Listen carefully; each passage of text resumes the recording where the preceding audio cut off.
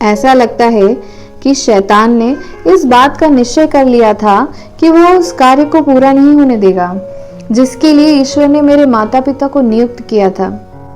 पिताजी ने मुझे अपने जीवन के कई रोमांचक अनुभव बताए थे। उनमें से एक इस प्रकार है। जब मैं 6-7 वर्ष का था तब एक बार फिर मौत का सामना हो गया।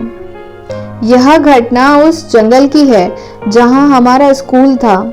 चारों तरफ उन अनेकों बाल वृक्ष खड़े थे, लंबे लंबे, पतले और लचीले। हम सब लड़के उन वृक्षों पर चढ़ते और फुनगुनियों को पकड़कर नीचे लटक पड़ते। वृक्षों की लचकदार फुनगियां हमें लेकर नीचे झुक जाती और हमें आसानी से नीचे कूद पड़ते। बचपन का यह खेल हमें बहुत रोमांचक लगता था। एक दिन पिताजी ने पास की सकरी खाड़ियों में अंकल पीट को काम करने भेजा। उनकी सहायता के लिए मुझे और एक अन्य लड़के को भी भेजा गया। मैंने सोचा उस लड़के को अपने रोचक खेल के बारे में बताऊं। उस समय मैं वृक्षों का अंतर अच्छी तरह नहीं पहचानता था। मैं गूलर के एक बाल वृक्ष पर चढ़ गया। एक डाल पर पांव जमाकर मैंने फुनगी को पकड़ लिया और एक जोरदार झोंका लेना चाहा। मैं सोच रहा था कि मैं हवा में तैरता हुआ हमेशा की तरह जमीन पर उतर पड़ूंगा, लेकिन जैसे ही मैं हवा में लहराया, फुनगी टूट गई और मैं धड़ाम से नीचे गिर पड़ा। सिर, गर्दन और पीठ में चोट लगी। यह तो अच्छा हुआ कि मैं जमीन पर गिरा। नजदीक ही एक लक्कड़ पड़ा हुआ था। यदि उस पर गिरा होता तो मर ही जाता या अपाहिज हो जाता। जमीन से उठने में मुझे चंद मिनट लगे। अंकल पीट ने समझ लिया कि अब मैं कुछ काम नहीं कर पाऊंगा। उन्होंने मुझसे कहा, एल्डन, अब तुम घर जाओ और जाकर अपनी दादी से पूछो कि खाना कब तक तैयार होगा। मैं घर की तरफ चल पड़ा।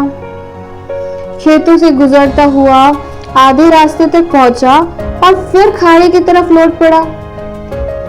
क्या हुआ? क्यों लौट आए? अंकल पीट ने मुझसे पूछा। अरे बाबा, मैंने तुम्हें घर भेजा था कि अपनी दादी से पूछना खाना कब तक तैयार होगा। अंकल पीट ने कहा। मगर मैं इस बात को क्यों नहीं समझ पाया? मैंने पूछा। अंकल पीट ने मुझे घर जाने को निर्देश दिया। मैं फिर खेतों से गुजरकर घर आ गया। घर में घुसते ही मैंने दादी से पूछा कि डिनर कब तक तैयार होगा। दादी ने मुझे वक्त बता दिया। फिर बराबर के कमरे में गया जहां मेरी दूसरी बहन फ्लो थी। फिर मैंने फ्लो से भी वही सवाल किया। फ्लो का उत्तर पाकर मैं फिर दादी के पास जा पहुंचा और वही सवाल दोहराया, डिनर कब तक तैयार होगा। अब तो सब के कान खड़े हो गए। दोनों बहनों ने मुझे जल्दी जल्दी बिस्तर में लेटा दिया। 10 बजे का सोया सोया मैं शाम को 4 बजे उठा। यह चमत्कार ही था कि न केवल मेरी जान बच गई, बल्कि चंद घंटों में मेरे दिमाग की हालत भी दुरुस्त हो गई। 12 या 14 साल की उम्र में एक बार फिर पिताजी का मौत से मुकाबला हो गया। इतवार का दिन था। 2 भाइयों के अलावा घर पर और कोई न था। आम बात है कि जब बच्चे अकेले होते हैं तो मनोरंजन का कुछ साधन जुटा लेते हैं। मेरे पिताजी और उनके भाई ने स्केटिंग करने का प्रोग्राम बनाया। पिताजी के शब्दों में, सख्त सर्दी पड़ रही थी। जॉर्ज मैंने खूब गर्म कपड़े और फेल्ट बूट पहने हुए थे। आइस स्केट तो हमारे पास नहीं थे, लेकिन बूट पहने पहने भी बर्फ पर खूब फिसला जा सकता है। हमने बर्फ पर फिसलना शुरू कर दिया। इस घाटी में एक जगह तेज मोड़ था जहां पानी के बहाव ने नीचे की बर्फ को पिघला दिया था और इतना गहराव हो गया था कि आदमी डूब सकता था। मैंने इसकी और ध्यान नहीं दिया। स्केटिंग करते समय मैंने जैसे ही पोली बर्फ पर पांव रखा, वैसे ही अंदर के बर्फीले पानी में जा गिरा। गरम कपड़े और बूट पानी से भर गए। कपड़ों का बोझ उठाना मुश्किल हो गया। ऐसा लगा कि ठंडे पानी की कब्र में मैं हमेशा के लिए बंद हो जाऊंगा। परंतु उद्धारकर्ता परमेश्वर की शक्ति भी मेरे ऊपर मंडरा रही थी। मैं बर्फ के नीचे पानी से संघर्ष करता हुआ उस जगह आ गया जहां ऊपर की ओर सुराख था। अगर इस सुराख से मैं थोड़ा आगे निकल जाता तो पानी से संघर्ष करने में मेरी सारी शक्ति धरी की धरी रह जाती और मैं मुक्ति के इस द्वार को कभी न ढूंढ पाता। सौभाग्य से जॉर्ज को एक लंबी लकड़ी मिल गई जिसे उसने मेरी ओर बढ़ा दिया। सुराख के किनारों की बर्फ अधिक टिकाऊ न थी। उसको देर तक पकड़े रहने का मतलब था फिर नीचे गिर पड़ना, मगर लकड़ी की मदद से जॉर्ज ने मुझे ऊपर उठा लिया। जैसे ही मैं ठंडी हवा में बाहर पहुंचा, मेरे कपड़े बर्फ के समान कड़क हो गए। इससे बढ़कर मौत का सामना और क्या हो सकता है। एक और अवसर पर पिताजी और अंकल पीट घर पर अकेले थे। अंकल 32 व्यास की पिस्तौल साफ करने में व्यस्त थे। उनको पता नहीं था कि सिलेंडर में एक कारतूस भी है।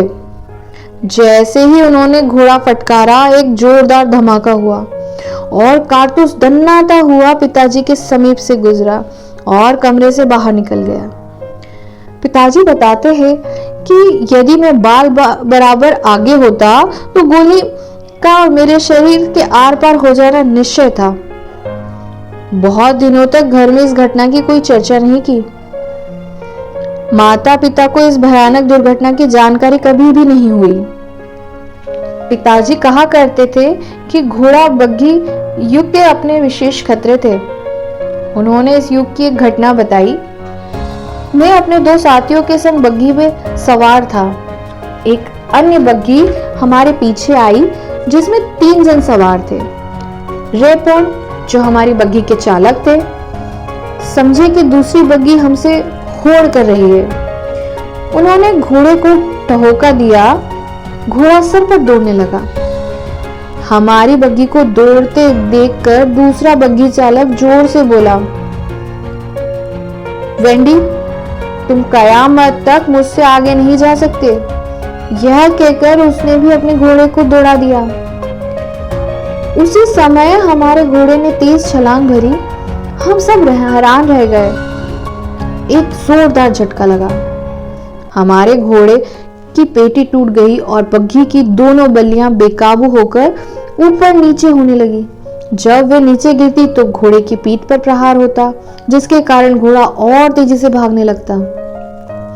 अगर तुमने अपनी आंखों से उन छोटी बग्घियों को दौड़ते और घोड़ों को बेकाबू होते नहीं देखा है तो तुम शायद इस भयावह दृश्य की कल्पना न कर पाओगे। घोड़ा सिर्फ दौड़ ही नहीं रहा था, बल्कि उन्मत्त और पूर्णतः स्वच्छंद था। यदि सड़क उबड़ खाबड़ होती और उसमें कोई प्रचंड मोड़ होता तो हमारा सर्वनाश ही हो जाता। इतनी तेज रफ्तार और खुली गाड़ी में से बाहर जा पड़ने का मतलब था मौत या कम से कम जीवन भर का अपाहिजपन। परंतु किसी अलौकिक शक्ति ने मानो बग्घी को हाथों से पकड़कर रोक लिया। मौत के साथ यह आंख मिचोली चलती रही। मेरे पिताजी और मां के बीच परिणय प्रकरण शुरू होने से कुछ पहले की बात है। पिताजी की उम्र 18 वर्ष रही होगी। जुलाई की 4 तारीख थी। मौत पिताजी के पीछे आ खड़ी हुई। एक विसर्जित तेल कुएं से पाइप बाहर निकालना था। इस कार्य के लिए रस्से और गरारे का प्रबंध कर लिया गया और डेरिक में से पाइप उठाने की प्रक्रिया आरंभ हुई। पिताजी चबूतरे पर चढ़ गए ताकि गरारी के भारी तख्ते को डेरिक के सिरे से मजबूती से जोड़ सके। यह विशाल तख्ता कम से कम 200 पौंड वजनी रहा होगा। इसके साथ एक घिरनी जुड़ी हुई थी। उसका तख्ता भी लगभग 150 पौंड वजनी होगा। घोड़ों की एक मजबूत जोड़ी इस साज सामान को व्यवस्थित करने में मदद कर रही थी, परंतु ऊपर जाते हुए यह सामान अस्त व्यस्त सा हो गया। बॉस ने जोरदार आवाज में पिताजी से कहा, एल्डन, नीचे के तख्ते को पकड़ लो, इसको और ऊपर नहीं जाना चाहिए। पिताजी ने तख्ते को मजबूती से पकड़ लिया, परंतु वह ऊपर ही उठता चला गया। पिताजी चबूतरे से कई फुट ऊपर उठ गए। उनकी टांगे हवा में लहराने लगी। ऊपर बंधी रस्सी जो पिताजी और घिरनी के तख्ते को थामे हुए थी, अचानक टूट गई और पिताजी तेल से लथपथ चबूतरे पर आ गिरे। डेरिक से बंधा 200 पाउंड वजनी तख्ता उनके सिर पर झपटा, लेकिन जैसे ही चिकने चबूतरे से पिताजी के पैर टकराए, वह फिसलकर तख्ते की पहुंच से बाहर हो गए। वजनी तख्ता पिताजी के शरीर से लगभग 2 इंच फासले पर गिरा। कहने की बात नहीं है, अगर वह ऊपर गिरता तो क्या होता। बस सिर पर एक मामूली सी खरोंच आई और पिताजी मौत के पंजे से बाल बाल बचे।